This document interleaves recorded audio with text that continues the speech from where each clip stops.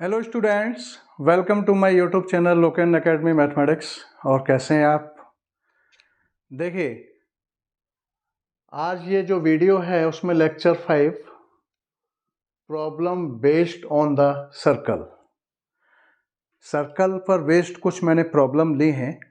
और ये जो प्रॉब्लम बेस्ड किस पर हैं, जो इससे जस्ट पहले जो लेक्चर गया है लेक्चर 4, उसमें मैंने जनरल इक्वेशन के बारे में, सर्कल की एक जनरल इक्वेशन जो है उसके बारे में मैंने समझा दिया है, उसका प्रूफ समझा दिया है कि कोई भी एक जनरल इक्वेशन भी सर्कल को ही रिप्रेजेंट करती है या नहीं करती है, ये चीज़ क्लियर हो गई है। वहाँ पर एक जनरल इक्वेशन है और उसको हमने क्या करा, एक स्टैंडर्ड इक्वेशन में कन्वर्ट करके ये बात प्रूफ हो गई कि ये भी इक्वेशन किसी सर्कल को ही रिप्रेजेंट करती है। तो हम अब यहाँ पर जो इसका जो फर्स्ट टाइप है क्वेश्चंस का, वो उसी पर डिपेंड है। तो सर्कल की कितनी इक्वेशन हो गई अब तक? 2 इक्वेशंस हैं। एक तो standard equation of the circle जो होल स्क्वायर वाली है, तो उससे भी हम सेंटर के कोऑर्डिनेट और रेडियस निकालते थे। तो अगर इक्वेशन कोई होल स्क्वायर में नहीं दे रखी होती थी तो हम उसको पहले होल स्क्वायर में कन्वर्ट करते थे, फिर हम स्टैंडर्ड इक्वेशन से कंपेयर करते थे। तो उसमें कुछ एक्स्ट्रा वर्क करना पड़ता था, ठीक है।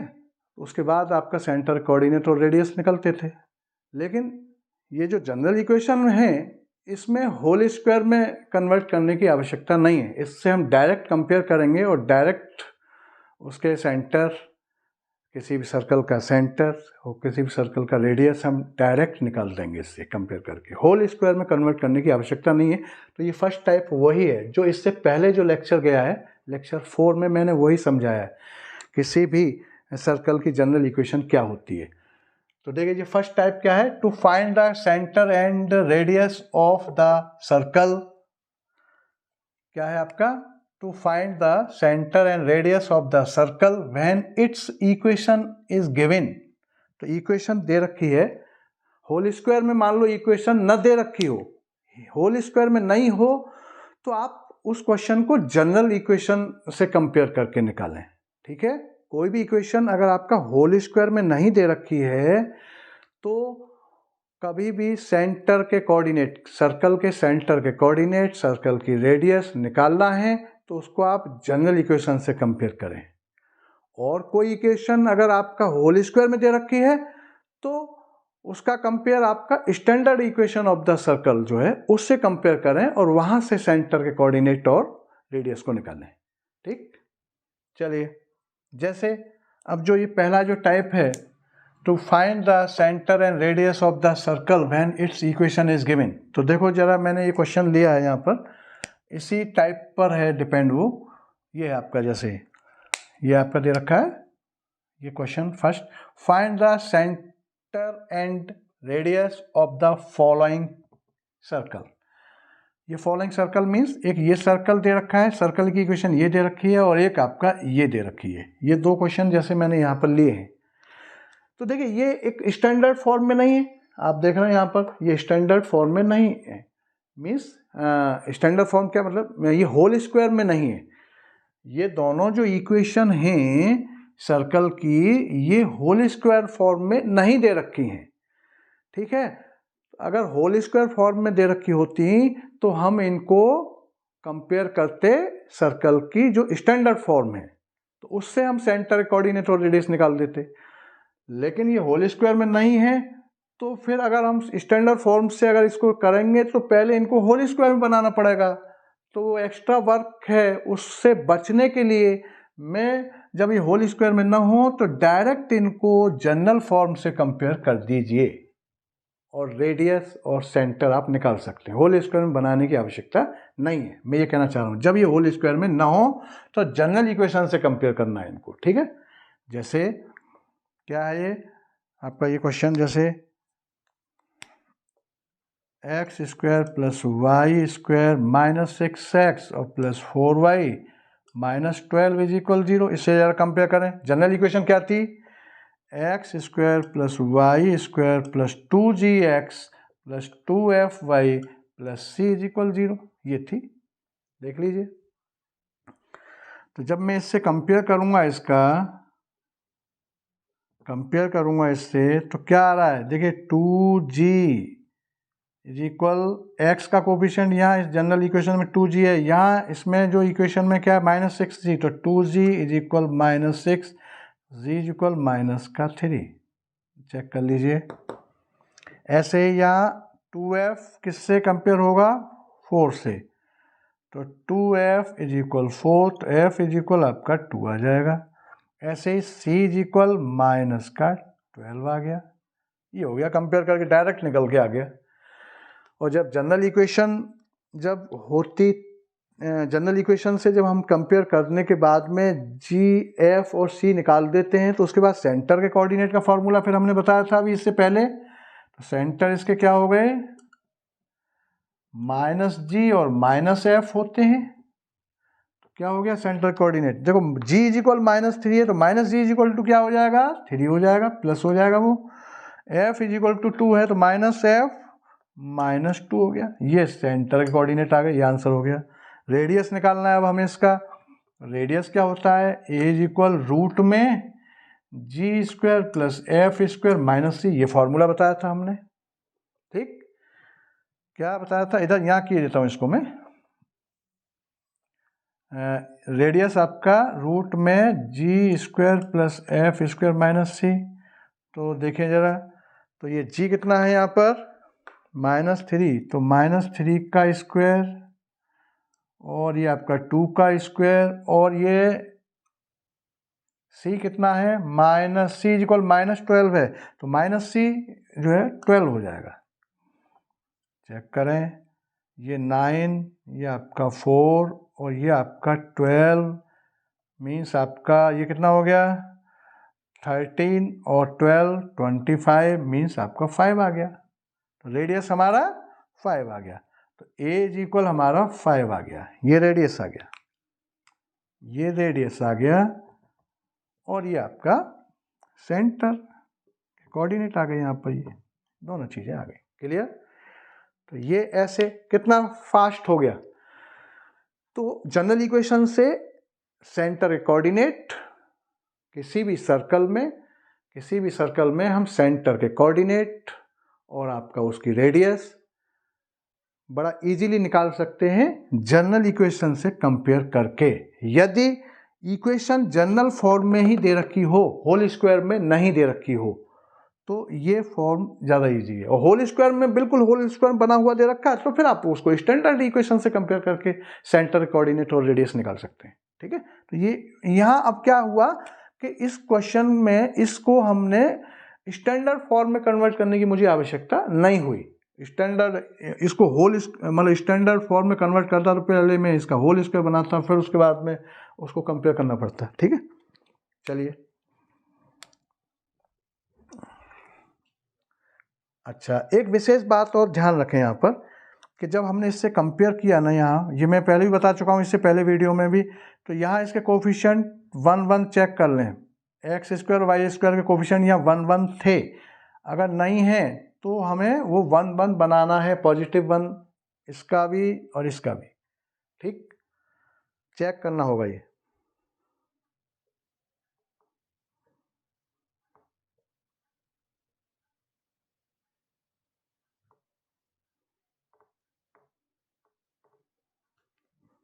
जैसे अब देखो ये सेकंड वाला क्वेश्चन है, तो सेकंड वाला क्या है कि ये 2x² और आपका 2y² और -3x और प्लस का 5y इज इक्वल 7। ठीक, तो अभी मैं जो बात कह रहा था वो बात यहाँ पर आ गई, इसलिए मैंने ये क्वेश्चन इस टाइप का लिया है। देखिए यहाँ कोफिशिएंट क्या है, 2 है x का, यहाँ x² का कोफिशिएंट 2 और y² का कोफिशिएंट भी 2 है, 1 नहीं है दोनों जगह। तो हमें क्या करना पड़ेगा, 2 से डिवाइड करना पड़ेगा होल इक्वेशन को। ठीक है, तो 2 से डिवाइड करने पर क्या हो जाएगा, ये इक्वेशन x² प्लस y², 2 से ये 2 कैंसिल हो जाएगा, ये हो जाएगा माइनस का ये 3 अपॉन में 2 यहाँ अपॉन में आ जाएगा, यहाँ 5 अपॉन में 2 आ जाएगा y, और इज इक्वल ये आपका 7 को आप इधर ले आइए, ठीक है ना, स्टैंडर्ड फॉर्म में कन्वर्ट करना है ना, इज इक्वल 0, तो 7 -7 और -7 अपॉन में 2 और इज इक्वल 0। इसके बाद अब इसको कंपेयर करेंगे यहाँ पर हम, तो कंपेयर फिर किससे करेंगे, वही स्टैंडर्ड इक्वेशन, वो आपका जनरल इक्वेशन तो क्या थी, x² + y² + 2gx + 2fy + c is equal 0। इससे आप इसको कंपेयर करें, तो देखिए जरा यहाँ पर, तो ये 2g किसके बराबर है, यहाँ x का कोफिशिएंट 2g किसके इक्वल है, -3/2, माइनस साइन साथ में आएगा, ये आपका क्या हो गया, 2g इज इक्वल -3/2। और ऐसे ही ये इन दोनों का कंपेयर करें तो आपका 2f इज इक्वल 5/2, और ऐसे ही c इज इक्वल -7/2, ऐसे ही वैल्यू आएगी। तो देखो g यहाँ पर फिर से क्या आ जाएगा, this implies g is equal -3/4, ठीक। और ऐसे ही यहाँ पर f इज इक्वल 5/4, और ये आपका c इज इक्वल -7/2, ये दे ही रखा है 7 माइनस, और ये आपका 7, ठीक है, 7/2 आ गई सारी वैल्यू। तो क्या हो गए सेंटर के कोऑर्डिनेट, क्या होते हैं सेंटर के कोऑर्डिनेट, क्या होते हैं, तो सेंटर इसका क्या हो गया, -g और -f होते हैं भाई, सेंटर क्या होते हैं, -g और -f। तो क्या हो गया आपका, -g कितना है, देखिए g इज इक्वल कितना है, यहाँ g इज इक्वल है ये थोड़ा g -3/4, ठीक है। तो g की वैल्यू ये है, f की ये है, c की वैल्यू ये है, तो g और f, तो ये g इज इक्वल -3/4 है, तो -g क्या हो जाएगा आपका 3/4, पॉजिटिव हो जाएगा। और ये आपका f इज इक्वल 5/4 है, तो -5/4, ये सेंटर आ गया। और रेडियस निकालना है, तो a इज इक्वल रूट में g² + f² - c, इस फॉर्मूले में इस वैल्यू को रख के इसे आप कैलकुलेट कर देना, ठीक है, ये आप काम कर लेना इसको। तो इस टाइप से ये सब क्वेश्चंस होंगे, ठीक है। आगे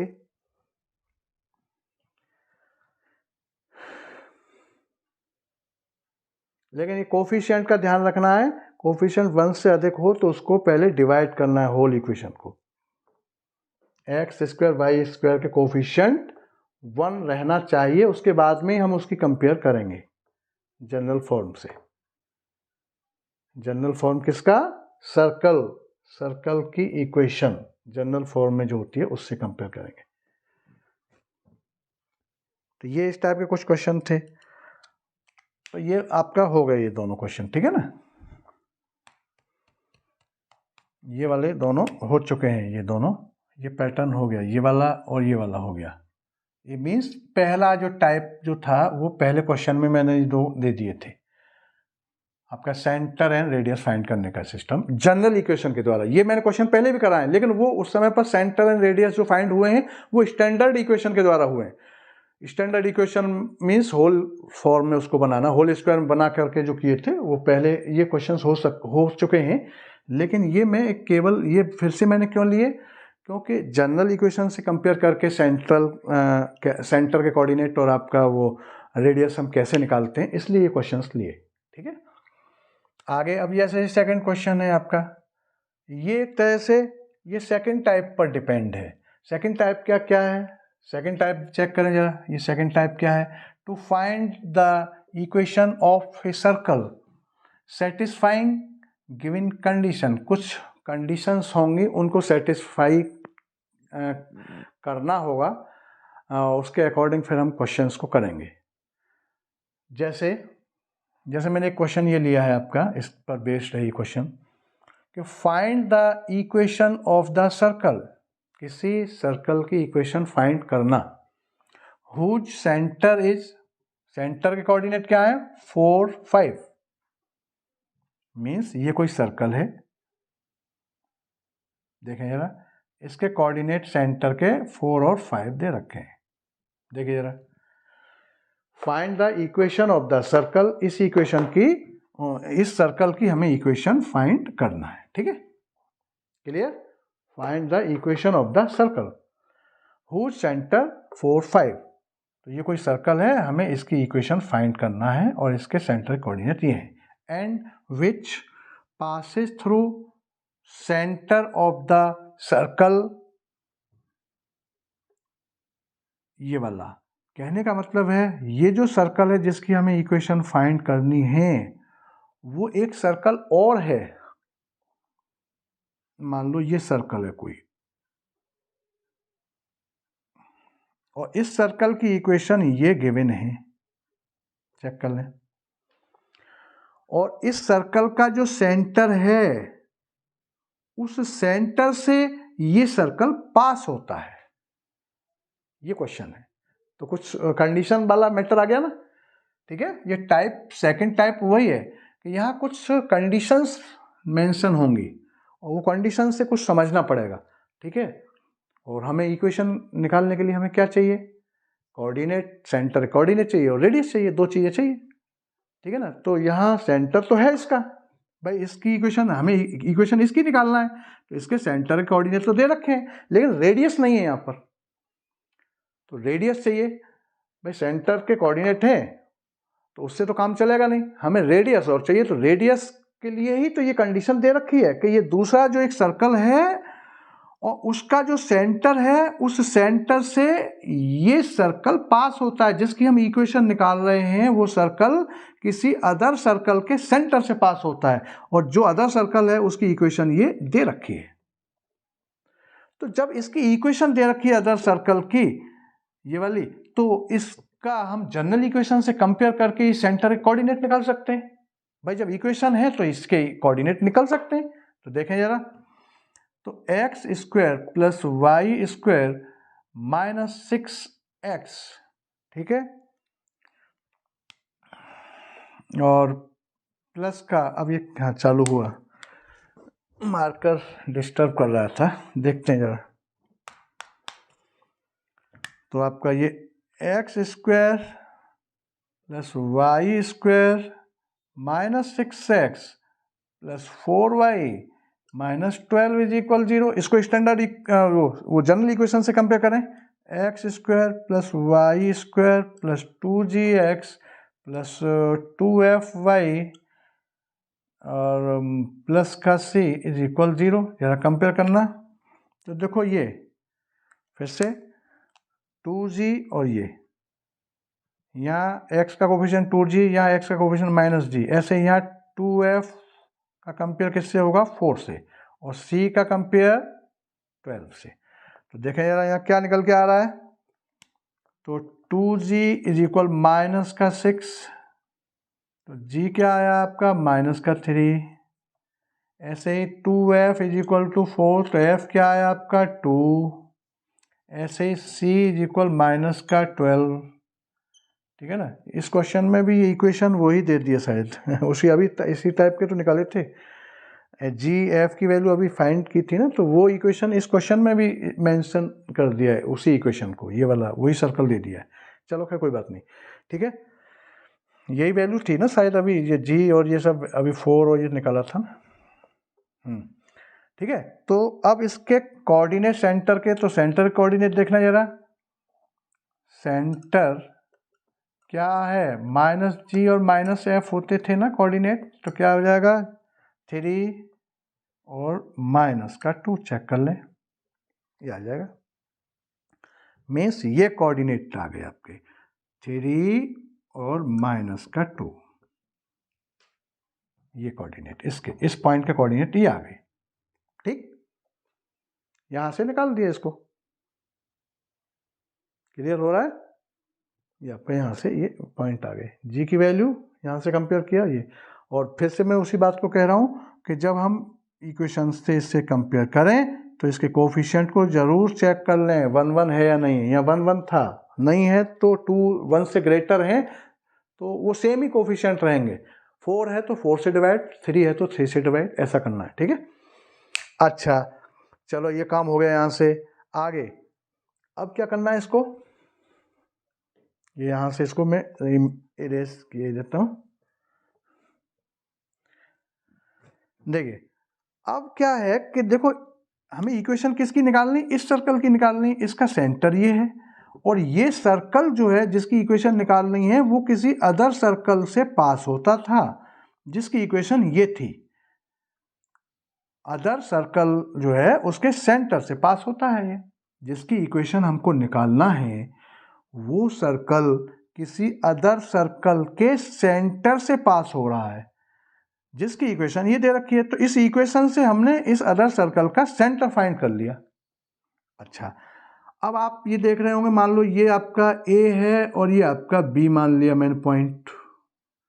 तो ये ए बी जो पॉइंट है, ए बी पॉइंट जो है, क्या इस ये जो सर्कल है जिसकी इक्वेशन निकालेंगे, क्या ये रेडियस नहीं हुआ इसका? भाई ये जो पास हो रहा है तो ये बाउंड्री है ना, ये इसकी इस सर्कल की बाउंड्री है। बाउंड्री से ये बाउंड्री से और इसके सेंटर को जो टच कर रही है लाइन, ये क्या हुई? रेडियस हुई। तो इस line segment A B line segment के एंड पॉइंट के कोऑर्डिनेट ये अभी हमने यहाँ तो थे ये और यहाँ अभी हमने फाइंड कर लिए। तो हम लाइन सेगमेंट के एंड पॉइंट के कोऑर्डिनेट दे रखे हैं तो डिस्टेंस फॉर्मूले से हम ए बी यहाँ फाइंड कर सकते हैं। ए बी फाइंड कर सकते हैं मीन्स रेडियस फाइंड कर सकते हैं। देखिए जरा, तो ए बी हमारा क्या हो जाएगा डिस्टेंस फार्मूले से, रूट में आपका 3 - 4 का स्क्वायर x1 - x2 ऐसे कर दो, और y1 मतलब -2 और माइनस का 5 स्क्वायर, x1 - x2 और y1 - y2 चेक कर लें। ये क्या हो गया, -1 का स्क्वायर और ये आपका -7 का स्क्वायर, मीन्स ये क्या हुआ यहाँ पर 1, और ये आपका 49 मीन्स √50 ये बन गया। क्या बन गया? √50 हो गया। तो ये आपका रेडियस आ गया, ये आपका √50 आ गया।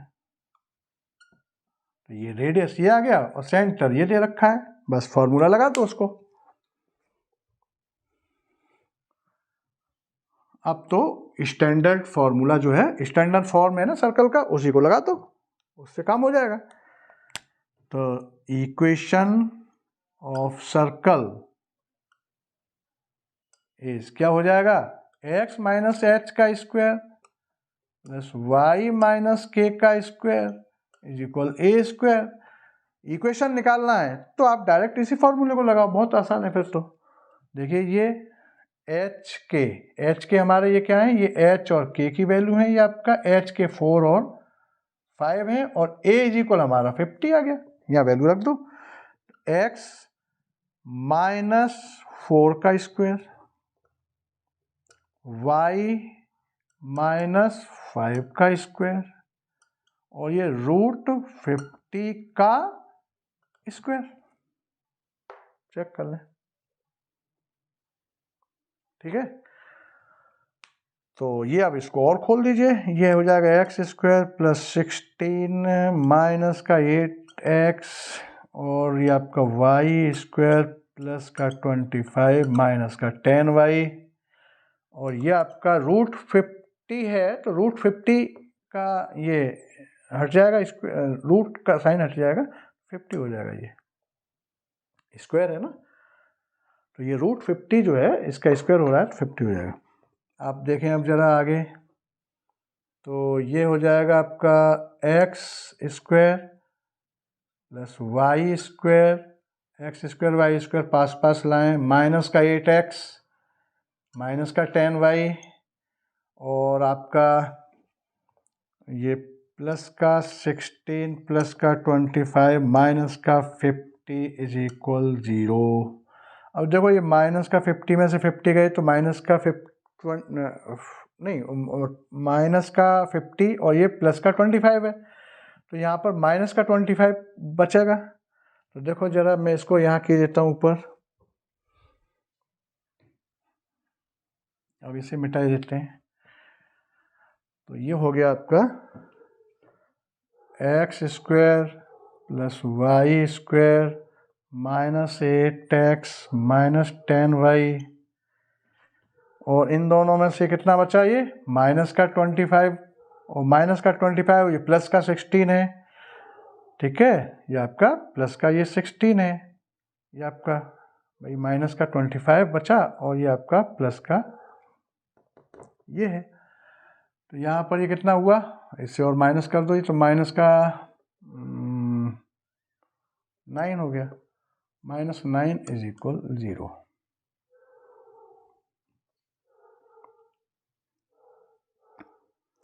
ठीक है, ये आपका इक्वेशन आ गई।